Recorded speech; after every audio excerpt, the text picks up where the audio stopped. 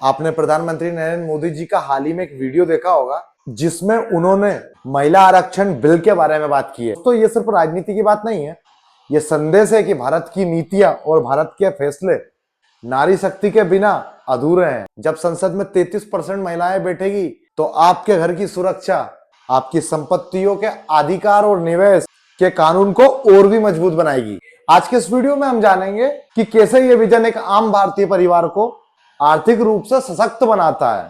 हिंदुस्तान के किसी भी कोने में चले जाइए, चाहे वो उत्तर हो या दक्षिण, भारत सरकार और हर राज्य की सरकार महिलाओं को होम ओनरशिप यानी कि घर की मालकिन बनने के लिए प्रोत्साहित कर रही है।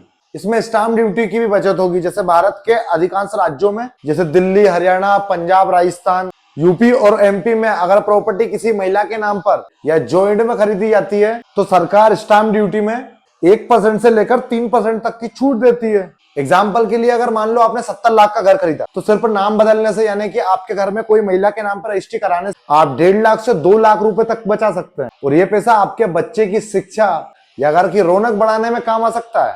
और इसमें होम लोन के भी कुछ विशेष लाभ मिलेंगे आपको, क्योंकि आर्थिक मजबूती का दूसरा पड़ाव है बैंकिंग। पूरे हिंदुस्तान में लगभग सभी बड़े बैंक जैसे SBI हो गया, HDFC हो गया, PNB हो गया, इन सभी बैंकों ने महिलाओं के लिए होम लोन इंटरेस्ट रेट्स में विशेष रियायत देते हैं। इसमें ब्याज में छूट भी मिलती है आपको। आमतौर पर महिलाओं के लिए ब्याज दर 0.05% दर से 0.10% तक कम होती है।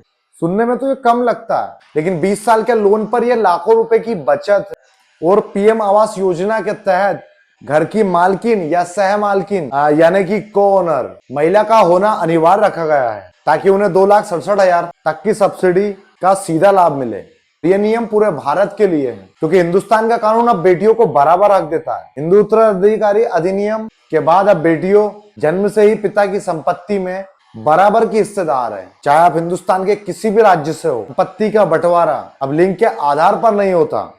और वैसे भी एक जागरूक समाज वही है जो अपनी बेटियों और बहुओं को सशक्ति में उनका सम्मानजनक स्थान दे।